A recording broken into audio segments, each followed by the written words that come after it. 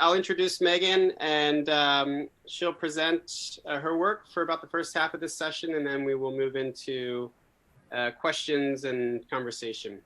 So Dr. Megan Zwart is Associate Professor of Philosophy and Chair of the Philosophy Department at St. Mary's College, where she has been a member of the department since 2008.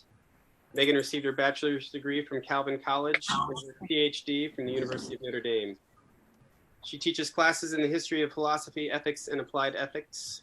Megan's research argues that philosophy should be accessible to all and widely practiced in its most ancient form. And that is a transformative way of life in which intellectual and practical exercises help one pursue consistency between her beliefs and her actions. In the classroom, Megan models this approach to philosophy in experiential learning classes, including medical ethics, social justice, a class on the ethics of food production and distribution, and dialogue and civil discourse, which we'll be talking about today. In her free time, Megan loves to cook, bake vegan treats, and garden. She also enjoys traveling during non-pandemic times with her husband, Jeff, and their two children, Lee and James. And I'll say on a personal note, Megan and her husband, Jeff, were the first two people I met in South Bend about 8 years before I moved here. Megan was in graduate school with my brother, and we share a goddaughter, my niece, Emma. So it's great fun to have Megan here. And I've been hearing about her class for a couple of years now, and the sorts of things that have arisen out of it in terms of the research and the interviews and the trainings. And so really grateful for her to make the time and share with us this morning. She is going to present on dialogue across difference in the classroom, building the virtues for an inclusive community. So join me in a nice warm Zoom welcome for Dr. Megan Zwart. Yes. Thanks, Mike. Thanks to Mike for the intro and for facilitating this. And thanks to Paula for sorting out all the details to make it happen, and to folks at Center for Social Concerns for having me. It's probably worth saying a little bit about how I went from, writing a dissertation in Heidegger and Plato at Notre Dame to spending most of my professional time thinking about dialogue across political difference. Ever since I went to St. Mary's, I'd been teaching classes that brought up hard conversations across difference, with medical ethics and the food ethics course. And I always had presented philosophy as something that was meant to be challenging, that I wanted students to come out of it having experienced a challenge. But this became more acute when, after the 2016 election, right after the election, I sort of went off syllabus. Probably a lot of us who were working with students that day had to modify our plans. And we just talked about what students were experiencing. And in the last class of that day, a student said, I wish I could have conversations like I have in philosophy class with my family and my roommate. I wish there was a whole class that could teach me how to develop the skills to do this well. So we started brainstorming from that point about what that class would look like, because I thought to myself, I've always said that philosophy shouldn't be some abstract discussions in an armchair somewhere. I've always said it's about helping people develop habits and dispositions to live well, and fractured relationships in the face of unconstructive dialogue and polarization are a huge obstacle to living well. So it felt like a time to really put my money where my mouth was and say, if this is what I think philosophy is for at a liberal arts college, then I need to help students do this. And so motivated by the student interest and with their help brainstorming, we dreamed up a class that would be just 1 credit hour, meet 6 times, 6 3-hour, 2.5 to 3 hour times throughout the semester. And we would build skills for good dialogue, but we would practice these skills by talking about a different difficult issue every week. So we talk about abortion and guns, immigration, environmental policy, cancel culture, kneeling for the national anthem, cultural appropriation in Halloween costumes. Some of these have shifted as the years have gone by. But we have students interrogate their positions for clarity and consistency, investigate the connections between their views and their experiences. Most importantly, perhaps learn stories about why other students think what they do, and then also consider the role of media bias and disinformation in our public discourse. And one thing that's always been central to the course is that I have students fill out a survey before so that I can ensure that there's representation from across the political spectrum.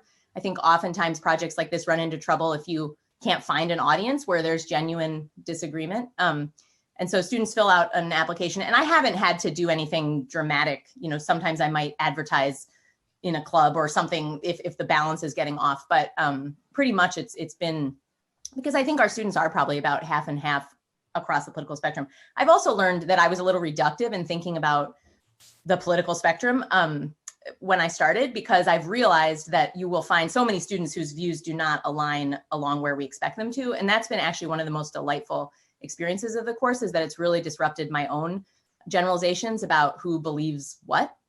So I still try to pay attention to make sure there's ideological diversity, but also diversity of background and identity. Interestingly, this class has almost always had 50% students of color. So I find that really interesting. I don't know why exactly. That's, I try to recruit diverse students from a lot of different views and backgrounds, but one of my early worries was that maybe it would turn off students who were in underrepresented categories, but that has not been the case. It's been actually opposite for reasons I'm not 100% clear on. So what I came to realize in teaching this course is that these skills for dialogue across difference are really foundational building blocks for a strong, inclusive, and just community. So you can't build a welcoming or inclusive community if the members of that community don't have the tools to engage with folks from a range of different backgrounds than their own. I think sometimes we want to bring in students from a lot of different backgrounds, but we don't create an infrastructure that will support them once they're there. And one piece of that infrastructure is having your community members capable of having these hard conversations. So it just seemed clear to me that this was really in alignment with St. Mary's mission, and a key way to kind of promote justice and help prepare this culture or climate.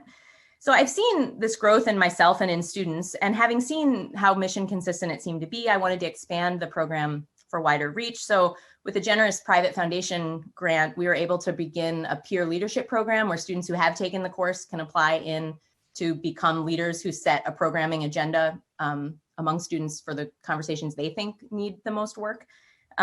We do orientation models for all first-year students, and we're going to do an even more robust version of that in our required first-year class next year. We have campus-wide programming that's facilitated by the leaders. That's still growing. I must say I'm not as good at running a leadership program as I thought that maybe I would be, so that's still growing.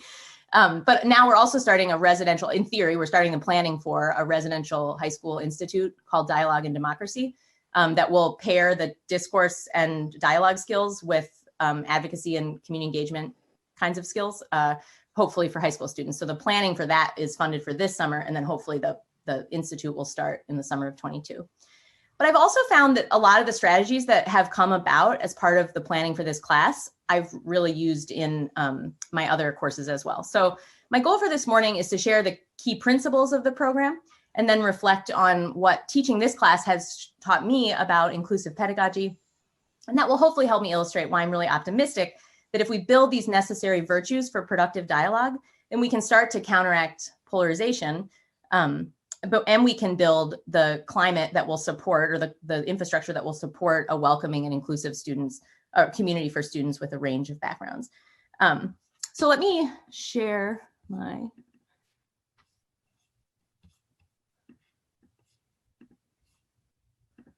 Okay, can you see what you're supposed to see? Yes. Okay, so in all the elements of the project, I start from the premise that by growing in the virtues of attention, curiosity, empathy, humility, and intellectual responsibility, we can all become better listeners, more careful reasoners, and engaged citizens in democracy. So what I mean by this is that the best way to improve our skills for productive dialogue is to build ourselves in the kind of people that have these qualities that we appreciate in friends and mentors and partners. And so we do teach like particular skills for listening and such, but it's in the context of building ourselves into these kind of people. Sometimes, like in other contexts, I call it the philosopher folk as opposed to the philosopher kings. Like the people from the bottom up build these philosophical skills, and so and dispositions, really virtues, so they can do better at this. So what that means is we emphasize in the course these 5 practices that lead to productive dialogue and pair them with a virtue that we're hoping to grow in the process. So be aware of context, practice attentiveness, listen well, practice empathy, ask thoughtful questions, practice curiosity, know what you don't know, practice humility, and take facts seriously, practice intellectual responsibility. And what I've come to really believe strongly is that helping students build these virtues is explicitly, like focusing on them, is essential scaffolding to prepare them when they come in contact with hard ideas, to keep them from becoming defensive. So sometimes when we start right in with concepts, like for instance, one I've seen this happen with a lot in my own teaching is privilege and disadvantage. When we start right in with concepts like that without preparing students to recognize defensiveness and respond with curiosity, then we can sometimes almost be counterproductive. Students close off to the ideas before they are able to adequately engage with them or learn from them. So I think these are enormously important conversations to have. I think some of this stuff can be preparatory, though, to those hard conversations. So I'm just going to walk through each of those for a minute and some of the practices in the classroom that I've found help us practice these virtues, and then conclude with some student responses and a little bit of qualitative and quantitative student response, and then if we have time, a couple objections that I've thought of to myself before I'm happy to hear you guys' concerns and questions. So first, be aware of context. So this is how I frame this idea of developing attention, growing in the virtue of attention, because I think we have to be really attentive to both the context of the conversation that we're having and the goal of the conversation that we're having. A lot of problematic conversations that won't be productive can be sidestepped just by realizing this person is a troll, they're not interested in learning. And I don't mean like they're essentially a troll, they're acting as an internet troll or something, that, you know, I'm hungry, I'm angry, I'm at Thanksgiving dinner. Like there are a lot of, if you're attentive to the context of the conversation, you can avoid a lot of problematic engagements. But then also being attentive to the goal. We often go in with these trying to persuade. Our primary goal is that we think somebody would be much better if they would agree with us on that. And we may be right about that, but it's not a productive way to get somebody to engage with you. So thinking of it as an opportunity to understand rather than persuade, I think is important. I try to get students to see the difference between debate, where somebody's a winner, and dialogue, where everybody can come away learning. Even if what you learn is that this person's view does not hold up to scrutiny and you are not impressed by it, it's a kind of learning. So how do I do that in the classroom? I mean, I think that I have tried really hard to normalize an environment that safely explores challenging ideas. So I tell students on the first day, philosophy should challenge you and make you uncomfortable. At the end of the class, we reflect on what has made us uncomfortable. We sort of celebrate the recognition of that discomfort as a process of transformation. So trying to make it safe for students to explore a range of views and feel like that's what they're trying to do, is poke that feeling that is preparatory for growth. But then also there's really concrete ways, like learning names of students. I'm really struggling with the mask stuff because I cannot learn my students' names as quickly, but I think it's really important for them to feel like you're committed to growing alongside them and you're interested in knowing them. And of course, these things I'm talking about in a classroom, but they pertain to any kind of programming or engagement with other sorts of people. For me, this has particularly meant minimizing lecture. That's not appropriate in every discipline, obviously, but creating opportunities for students to connect experiences in the material with their own experiences or process responses has taken some of the place of lecture for me. And I sort of, in this attentive one, I think a lot about Pope Francis's Fratelli Tutti. I mean, the encounter piece, like creating conditions where encounter is possible, seems to me like a driving goal here. So I have like robust introductions. I have them not just talk about their dorm and their major, but also think like, what's something that you really want people to understand about you that matters to you, and what's a story that helps you illustrate that, just to sort of prime people to be thinking in those kinds of ways about attention to others.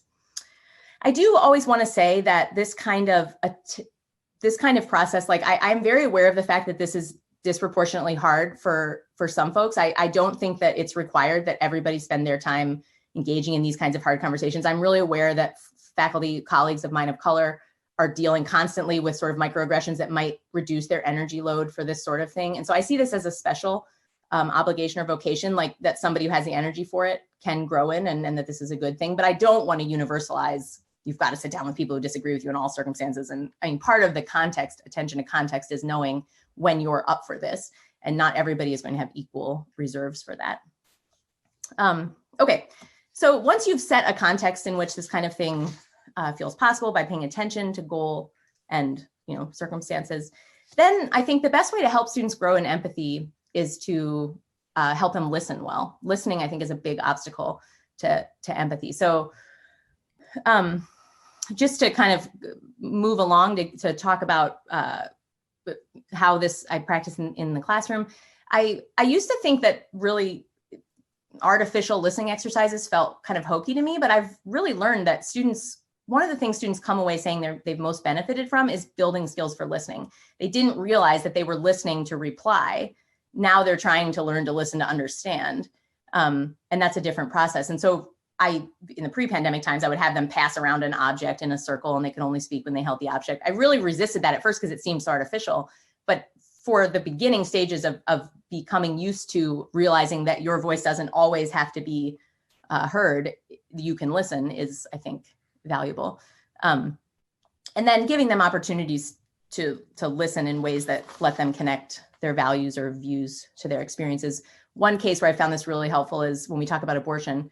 One of the prompts I have in these listening circles is what's something about your view that you feel is misunderstood? Because on our campus, and maybe it's similar on yours, but at a Catholic women's college, everybody feels misunderstood on the issue of abortion, everybody.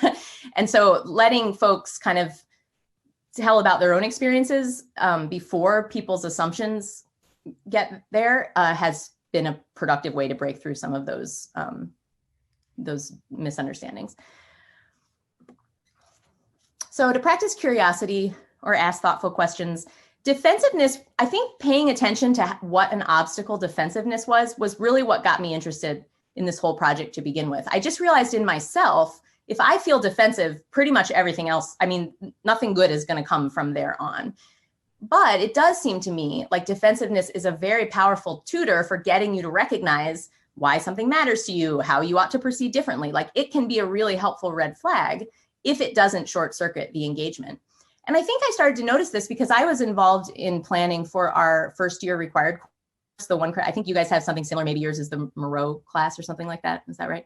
So we have something like that. And we were kind of hitting students with these really important things that we thought were essential for their like being a part of our community. But we were doing it in a way that was often like, it was 1 credit hour. So they didn't have like a strong relationship with their faculty member, but then they were getting kind of turned off to a lot of really important ideas early on because maybe the faculty wasn't their specialty or they weren't interested, or it was presented in a way that stoked defensiveness. So I started thinking, how can we retool this course so that it is preparing students so that when they get to these hard ideas, they don't immediately withdraw and it doesn't have a negative effect. So in my classes, I try to really give students an opportunity to differentiate between a curious question and a defensiveness provoking question. So this happened not that long ago, last semester. We were talking about immigration and a very pro-choice student said to a very pro-life student, "You're such a hypocrite. You say, or why are you such a hypocrite? You say that you care about vulnerable children, but you're fine putting kids in cages." And I said, okay, let's think about how we could reframe that in a curious way. This is not, you start asking someone why they're a hypocrite, it's probably not going to go well. So I said, what you recognize that she has a deep value of care for vulnerable persons. And you want to understand how her care for vulnerable persons is consistent with this particular policy. So frame that in a way where you say, like, I know that care of vulnerable children is so important to you. Like, how do you think about the treatment of children at the border? And so that actually led to a really interesting conversation. The very pro-life student didn't know all that much about the border situation and, was interested to learn that. And it created a completely different tone than if the student had proceeded with the "why are you such a hypocrite" formulation. So trying to help students figure out what kinds of questions are going to provoke good, curious responses and what will provoke defensiveness, I think has been important. Let's see. And then on to practicing humility, knowing what you don't know. This is a little bit, this I see as a central, like, Socratic insight. Socrates himself was not very good at it, but he preached about it a lot, and that we should know the limitations of our knowledge. So reflect on what we don't know about a particular topic. It's hard enough for me, who talks about this all the time, to really do this, but I try to help students make space so that they realize that their view doesn't have to be their final word. They can kind of, in a low stakes way, try out different views without necessarily feeling threatened that they'll be boxed into a corner by it. But I've also started adopting some practices that really help students clarify for themselves the limitations of their own knowledge. So one way I do this is I realized actually we had discussed 1 year immigration, and it kind of came to light that none of us really knew very much about the immigration policies versus how they were enforced versus what other countries did. And I should say here, I'm very clear in the class that this is not a class about us developing expertise. I mean, none of us can be experts in all of these issues in 6 weeks, including myself, but that as members of a democracy, you do sort of have to hold views on things that you're not an official expert on. And so we try to develop skills for good practices of sorting through information and thinking through issues on which we're not experts. So anyway, that's an aside. But in this particular case, I realized, boy, the immigration conversation is not going well because nobody actually knows anything. So the next time we taught it, in addition to the background readings and that kind of thing, I had them all write before the conversation, what do you know? What do you not know? Like, what should you know to have views on this issue? And it was quite remarkable because we all realized that we didn't know very much. I knew a little more, but still, like, there's lots to learn. It's very complicated. And what ended up happening was the students who knew the most were the students who themselves were immigrants or their parents were immigrants.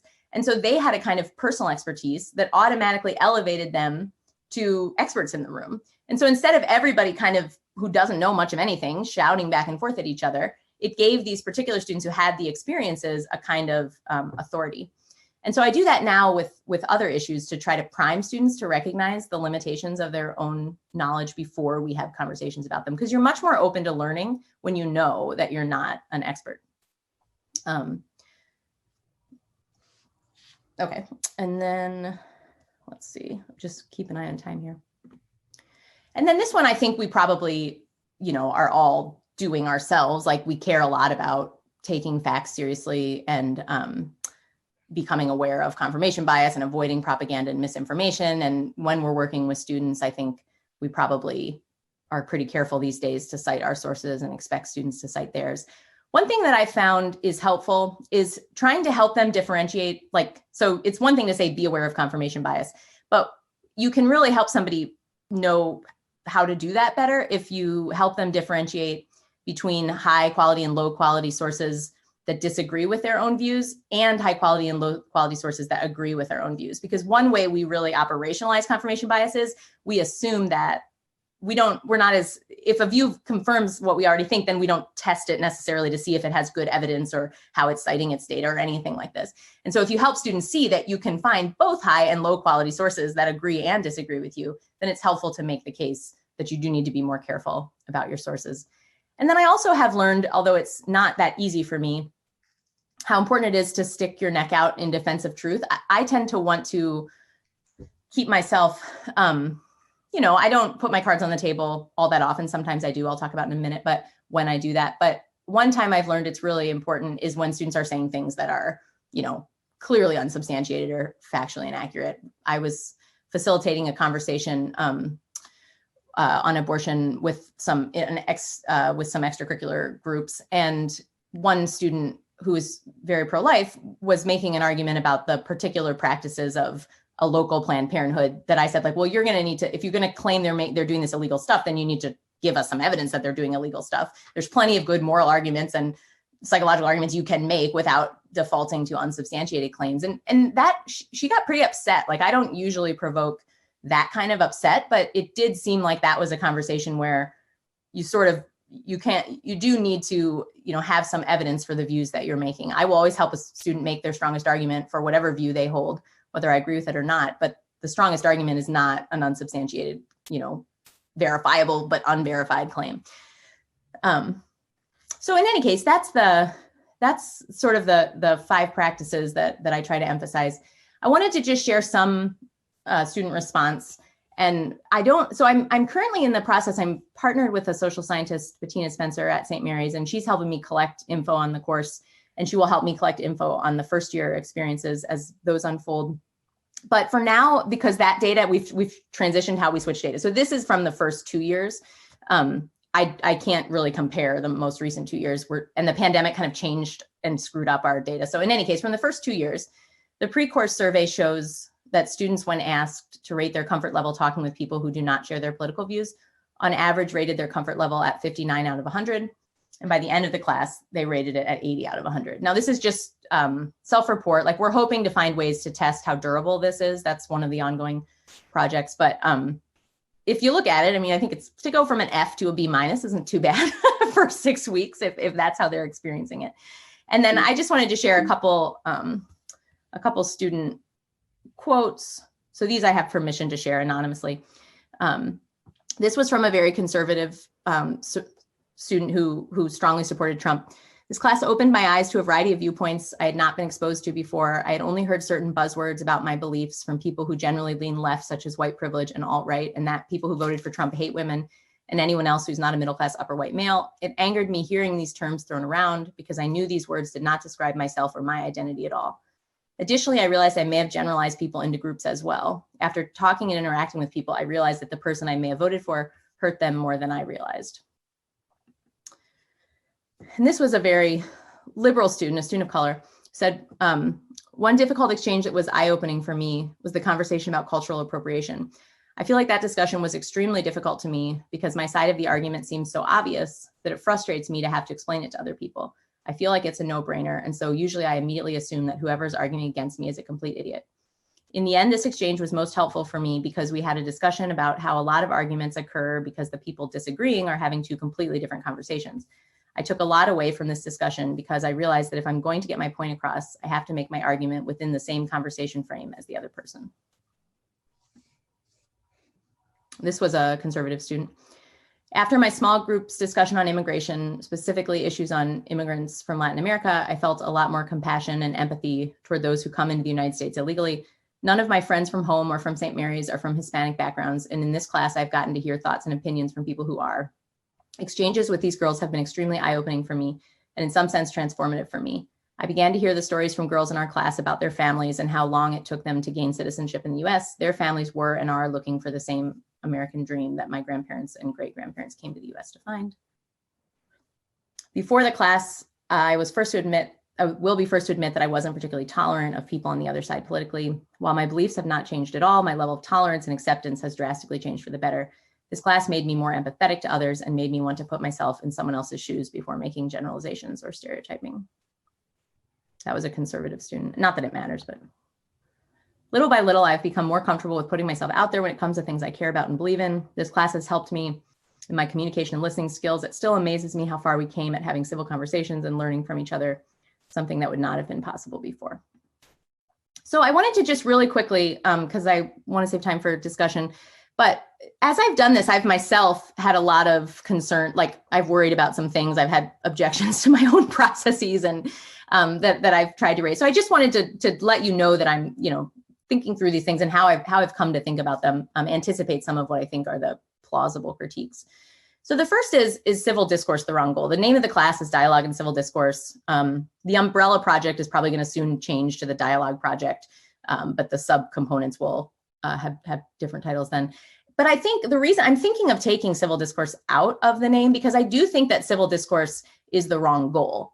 I think the right goals are justice and truth and building community, and that civil discourse is not a goal to pursue for its own sake. It's a tool that can be helpful in some circumstances.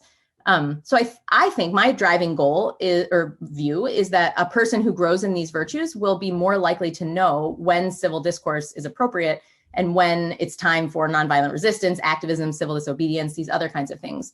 Because I think the call for civility, kind of like the call for respectability, is often a tool from the oppressor's toolkit. It's often used to tell people to wait their turn, to be quiet, to police their tone.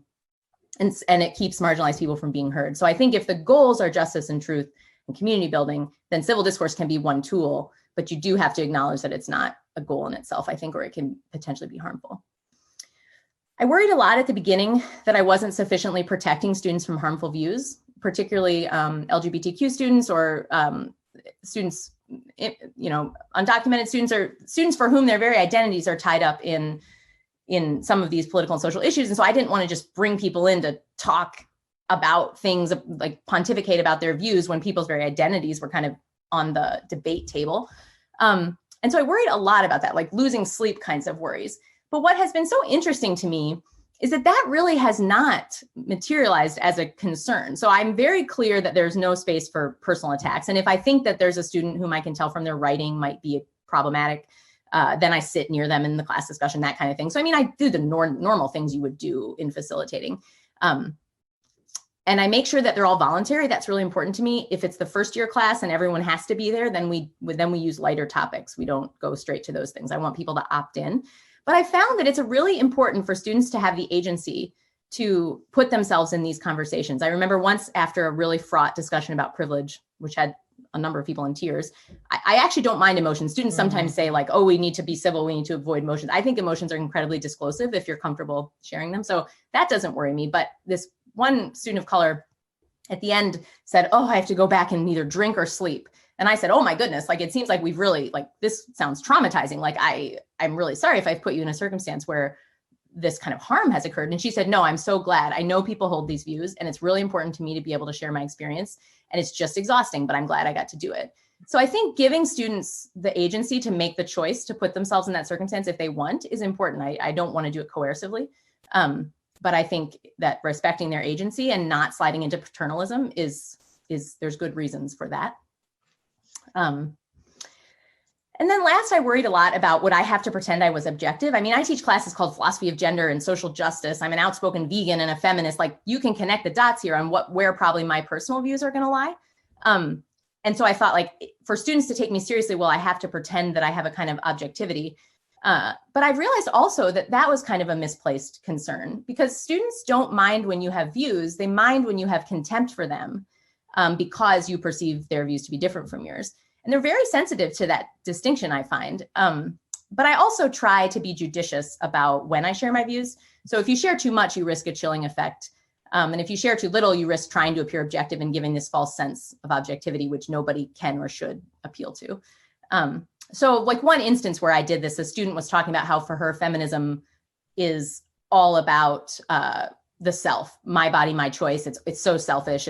And so I said, like, I really don't speak up here, but your characterization of feminism is really different from my own experience. For me, it informs my choices. All my choices are informed by a sense of desire to promote justice, of compassion for other people. And I see that firmly consistent with my sense of feminism. And she said, I've never heard anybody describe it that way. That's really interesting for me. So, I don't do that a lot, but when I do, I think it doesn't make me feel like I have to be muzzled or pretend that I have some kind of objectivity. So in any case, those are the concerns that I have raised with myself many times. I'm happy to respond to any of these things further, or, hear what concerns you might have or what questions you might have. Let me stop sharing here if I can remember how to do that. There we go. Okay, so yeah, anybody feel free to ask away. Thank you so much. Yeah, sure. Thanks, Megan. Dan, is that a hand? It is. Thank you, Megan. I really enjoyed the presentation, and it's really helping me think about teaching. And so I'm wondering about, I feel like many of us in the college classroom think that we do these things already, but it's implicit, or it's like, these are goals we have, is to bring students together, to make them, to challenge them, to hope that they're a different person when they leave the class on some level, while still remaining humble about our impact than they were at the beginning. I'm wondering, I was already generating ideas for ways that I might integrate some of what you're doing in my regular content-based courses in history. And I'm wondering if this experience of designing and teaching this has impacted your regular courses. Yeah. Content. Yeah, I mean, really enormously it has. I think probably that I lecture less. And the pandemic has pushed that even further, because I'm doing hybrid classes. So I'll have some mini lectures that the students can access on their own. But then our time together in class is very organized around small group and big group discussions. And I've realized that, I'm teaching Aristotle on gender and slavery and looking at Aquinas on gender. Like, these are hard things that students have big feelings about. And so I think I probably wasn't doing justice to the need to prepare them even for those kinds of conversations before. And it's only because I teach this course that I've become attentive to the holistic way in which growing in these virtues, I think, helps you do all these other things better. So I do have more robust introductions in every class. I do have more time for small groups. I do have this principle of, letting everybody go around and have a chance to speak before other folks speak. I have a lot more reflective assignments that I used to think like were sort of not very rigorous academically, but I'm actually learning that the connections students are able to make are intellectually superior. So when they're given the opportunity to think about, Aquinas in connection with their faith beliefs and how it looks similar or different from Aristotle, they are coming to conclusions about these connections that I don't think I got them to before. And so it's almost like this is a route to do that really well.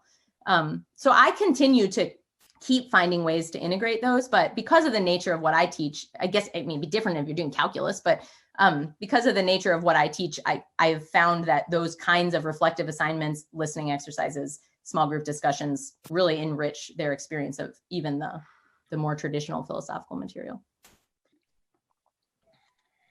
Emily? I think Jay was ahead of me. Jay, do you want to go first? Okay. Hey, Megan, thanks so much. I loved what you said about having curious students, wanting curious students and practicing curiosity. Can you say a bit more about how you would convey that in shorter ways? We definitely want to say that to our SSLP students, and I have a feeling, and we don't have the time to really break it down into what we mean by that in the time that I think we would want. And so do you have a couple of ways to frame being curious without instrumentalizing people's experiences? A lot of the students are like, I don't want to ask them about that because it seems so personal. I don't know, Yeah, I mean, I think giving people a lot of latitude, like short, open-ended who, what, when, where, why kinds of questions, like that give people the desire to decide how vulnerable they want to be. But I think like, why does that matter so much to you? Or like, I'm trying to think, I guess I would say those short forms, for me, connecting experience to experiences is always really helpful. Like I can tell that that's really important to you. Do you have a sense of how that became so important to you? And then student can decide how much they want to share or how little they want to share. But the more specific the question, the harder it is to get a good response back. If you ask a really specific question, you get a really like yes or no kind of response, and you don't give the person the opportunity to respond. So a question that's kind of as open-ended to help you understand more about where they're coming from and to let them have agency over how much they share or don't share. But that is an interesting question to think about, are you instrumentalizing people's experiences? I haven't really thought of it that way, because I think I give students so many opportunities to opt out. Like they can always pass in those listening exercises. The classes themselves aren't required typically. I find that in the required first year seminar, they actually really like the opportunity to talk about their experiences. They're just getting to college and they want to make connections. And so I have them do a little exercise where they pair and they have to find a similarity and a difference. And they notice for themselves that it's much harder to find the difference because we're primed to look for similarities, but they tend to like those things. So yeah, I guess I had a couple on my PowerPoint, which now I can't remember. I had a couple formulations of questions. Okay. Well, I do like that idea to have some very like bullet points. This is a good form of question. Let me look back. Yeah. And I was thinking of using this for when they are at their sites and talking with different folks at their sites. So not necessarily peer-to-peer, student-to-student conversations, but, folks that are at a Catholic worker all day and want to get to know people and build relationships. Yeah. So in other words, folks who haven't necessarily opted into the experience. Exactly. So that's a good place for me to think about, expanding my reflection, because that's not really where I practiced this so much. So it's good for me to think about the fact that, you might find yourself with people who haven't explicitly opted in. I see now in the PowerPoint, the two questions I had were, what experiences have led you to that belief and why is this view so important to you? But yeah, I mean, like you said, the sorts of scenarios you're envisioning maybe require a different kind of reflection. That's a good thing to think about going forward. Yeah, well, not necessarily, and I'll stop talking after this, but just to say this work is so awesome and I love it. And so I would think that you would have students formed really well by the end of this class to go out and practice it in the real world. So yeah, and actually that is an interesting point, because I have had students start to email me and say, I had this conversation with an administrator I don't think I could have pulled off otherwise, or now I'm doing this kind of work and I'm noticing that this is coming up in it. So that's, I think, part of the difference between building virtues and learning skills. I think skills are really important, but I think like it's easier to become the kind of person who sort of does these things. And that's maybe hard to put in a curriculum. But I still, as a virtue ethicist, I still kind of feel like that's hopefully the result in some respects. We'll go Jay and then Rachel. Good morning, all. Megan, thank you very much. I really, really appreciated your comments. I really like the 5 practices. Those, to Dan's question and Emily's, could just be put on a syllabus, you know, that to remind. I mean, I'd like to remind myself of those every day. My question sort of brings it back to the context of Notre Dame and St. Mary's, trying to apply it to our work as others have also done. And that is, you know, our center is about pedagogy in many ways.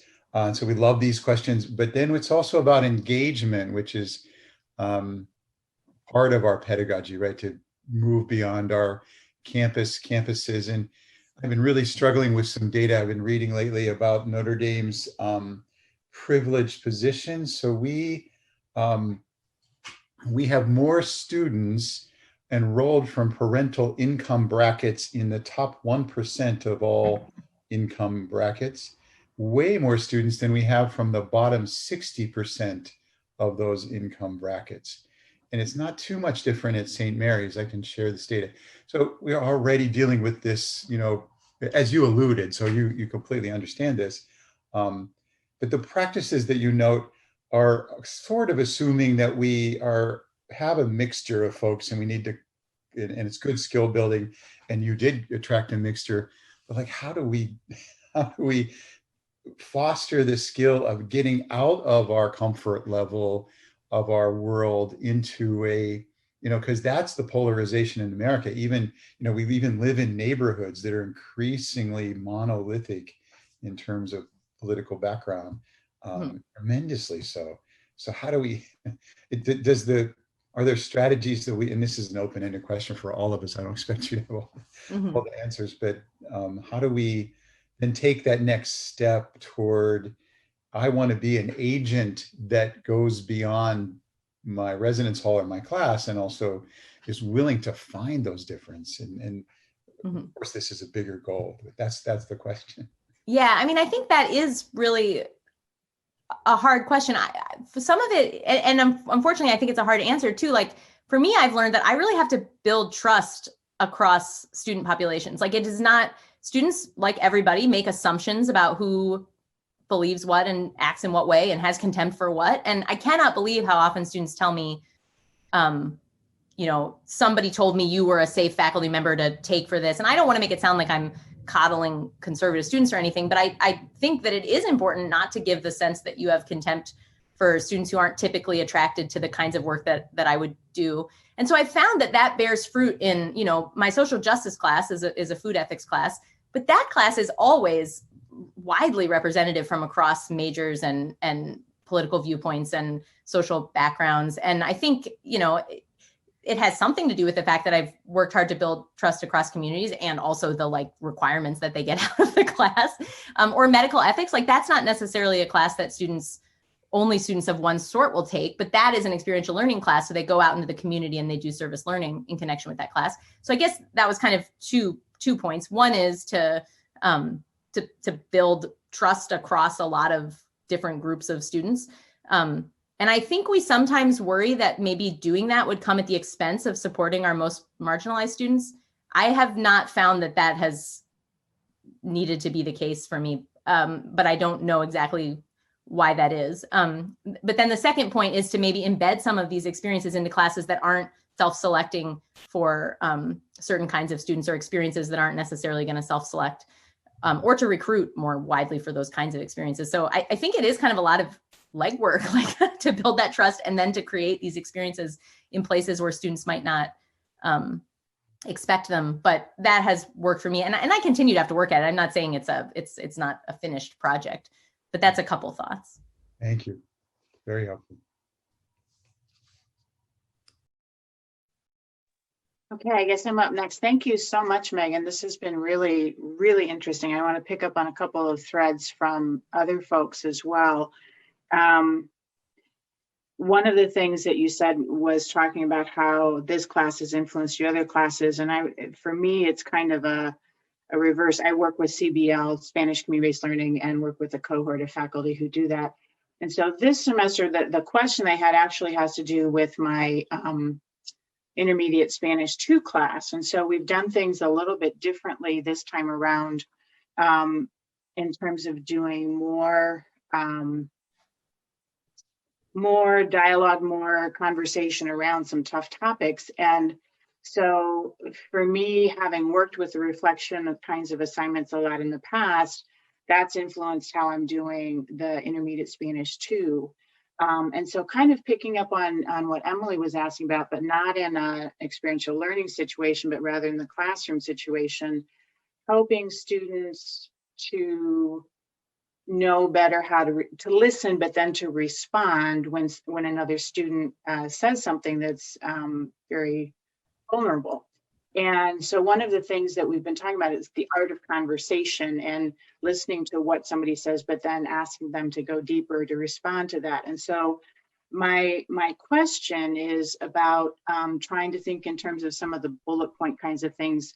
And I look forward to watching the recording so I can write down some more notes that I can incorporate. Kind of at the beginning, you talked about setting students up for success as far as going into the ideas, but a couple of times, so briefly on most Fridays, students have to do some preparation work that they submit in writing.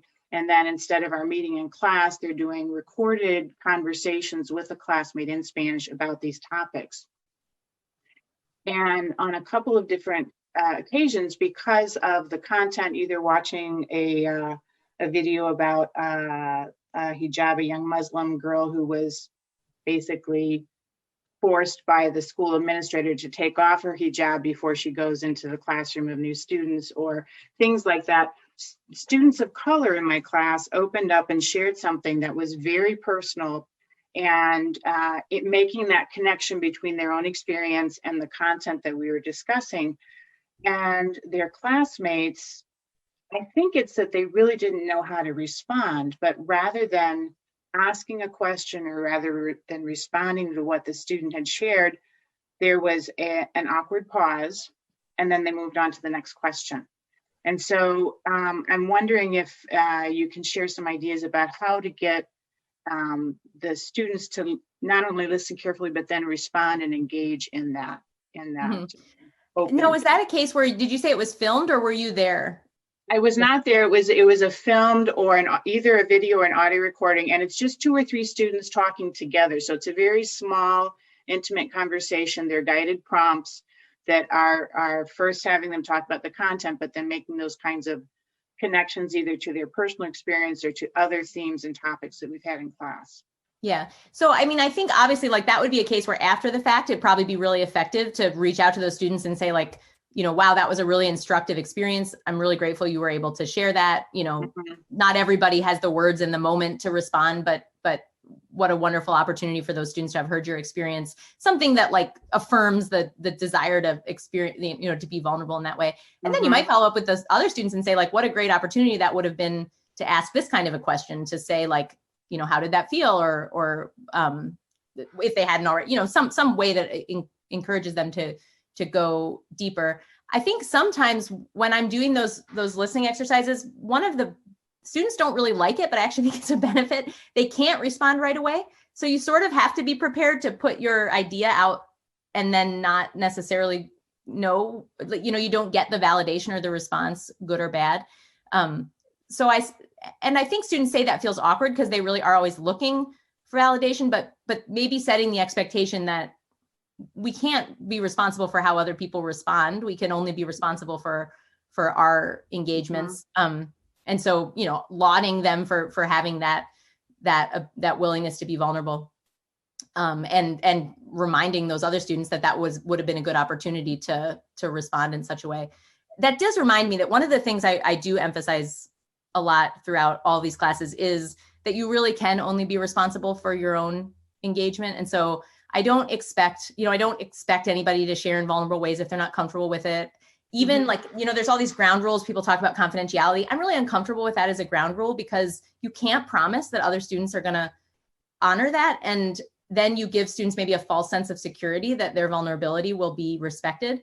And so I always say that you are expected to do that, but I remind students that when they share vulnerably, they are making a choice as agents to put something out there that they no longer then necessarily have control over. So anyway, that's a lot of sort of diffuse thoughts, but I guess the concrete suggestion would be after the fact, you can always go back and, you know, giving them an opportunity to laud the students who shared and to encourage the students who didn't follow up, maybe that there might be a way to do that going forward. Thank you. I know Clemens has a question. Yes, please. Megan, thank you so much. I have, I think, two small questions. One is, how do you deal with the moral clarity challenge? So one of the challenges is that people are free to express their views and grow in empathy and listening skills. But you also mentioned one of the goals is truth, justice and truth. And so it's not just about collecting opinions. It's also about at some point saying, well, this is the truth and this is not. And in a Catholic context, there's this, well, you can call it temptation. There's already this predisposition to say, well, we have grounds to say this is wrong and this is true. How do you deal with that challenge? That's question one. And the second question is, I think the kind of experience that you told us about shows the limits of arguments. So arguments are useful up to a certain point, but when it gets really personal, existential, I rather ask people, well, tell me about your childhood than you know, what's the value of your argument? Thank you.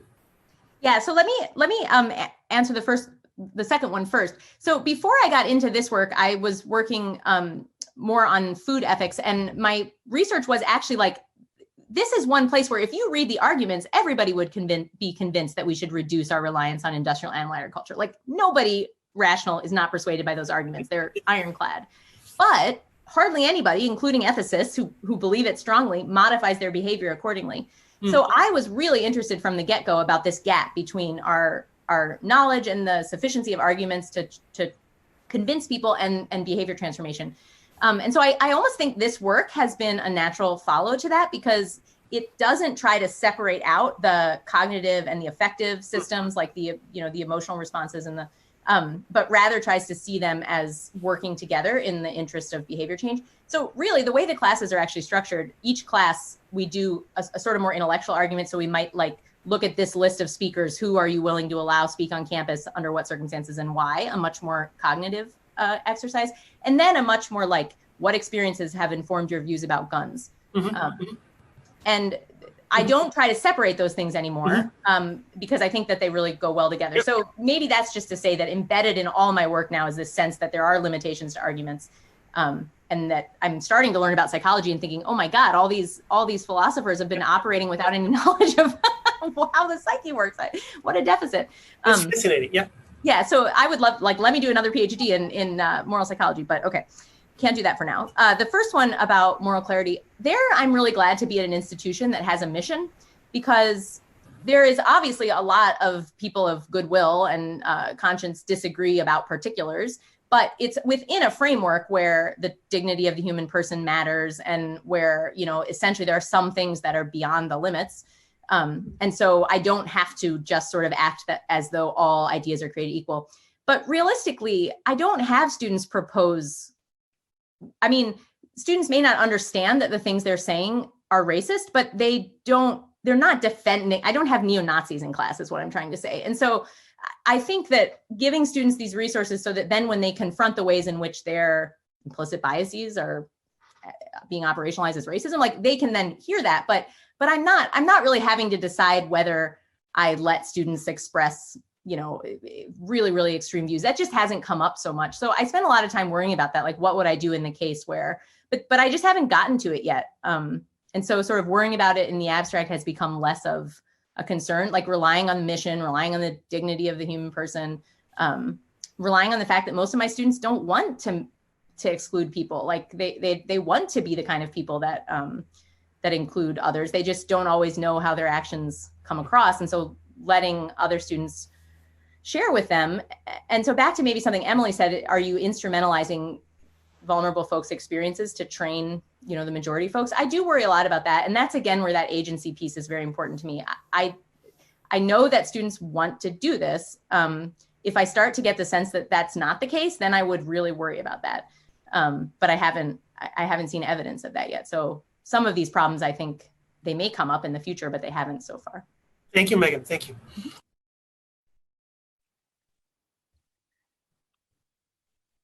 Any final questions? Molly, was that a hello or was that a hand raise? That was a hand raise, but I'm tentative because there are so few minutes left. Do you mind if I seize the minutes to ask a question? Please ask away. Meg, how do we make I hear what you're saying about building trust, and I see how well you do it with our students. I see the extent to which you are a person students, all different kinds of students trust in a unique way, in a way that stands out. I can think about building in myself the capacity for empathy. And I don't think that I carry contempt, but I do not signal to the world to the extent that you do that I will not offer contempt. I will not respond with contempt to a view that I find noxious. How do we as teachers, how do we turn ourselves into people who communicate that we want to hear from students and sort of meet them where they are, even if we find the views harmful? People always ask me this, and then I get worried that maybe the answer is, I don't know why I'm like that. Why are you so good? Why are you so but that would be, I mean, I have to believe that, well, I actually think the reality is when you're a vegan and everybody you love and trust doesn't see this thing that is so evident and pressing for you, you have to engage, you have to recognize that people of goodwill that you care about frankly, I think have the wrong views on these things. And so I spent decades now, relating to and loving people who I think are not seeing this thing right in front of them that's consistent with their own values. And I can't have contempt for them. How could I have contempt for 98% of the people that I relate to? And so I think that has maybe trained me that there's so much I don't know. And so I have to kind of hold lightly. When I first became vegan, I was so judgmental and I couldn't understand how these people I cared about wouldn't see what I could see. But then I realized, like, I have those moral blind spots in a million different places. And I want to put myself in a community that helps me see my blind spots and maybe gives me some space to help them see their blind spots. And so I feel that way essentially about students. I don't feel confident. I mean, I feel confident on a lot of these issues that I've done some thinking about them and I trust what I think, but I just naturally don't have contempt for them because I don't think I can afford to. Like, I have to participate in communities with these people and help them have views that track towards truth and justice. And so I don't know, like, so that's not a very concrete set of suggestions, but I kind of believe that grows out of developing in these virtues over time and caring a lot about prioritizing them. Yeah, I think that's right. I think it has to do with your own formation as a person who cares about growing the virtue of humility, a sort of intellectual and moral humility. Yeah, so maybe. So I used to say that was the central virtue, the one I thought was most important. Now I almost think it's curiosity. I don't know which, I don't have to put them in a hierarchy, but I do think humility makes it very hard to have contempt because you're contemptible in ways you don't even know. Exactly. You're just trying to uncover those. Yeah, that's helpful. Okay, we're at about time. Megan, this was really great. And I'm sure there will be colleagues, but also I know Megan's open to people reaching out to her and continuing the conversation and asking for resources. Yep, I would love to collaborate with anybody. So yeah, stay in touch and thanks so much for having me. Thank you so much, Megan. Yeah. Thank you. Bye. Clemens, any final word on our workshops? There will be another research seminar in April. I believe it's April 16th, but I may be mistaken. And Dan and I will chair that, and it will be our very Mike co-presenting with Adam. Thank you so much, Megan. Have a lovely weekend. Thank you, Mike. Thank you, Megan. Bye. Bye-bye.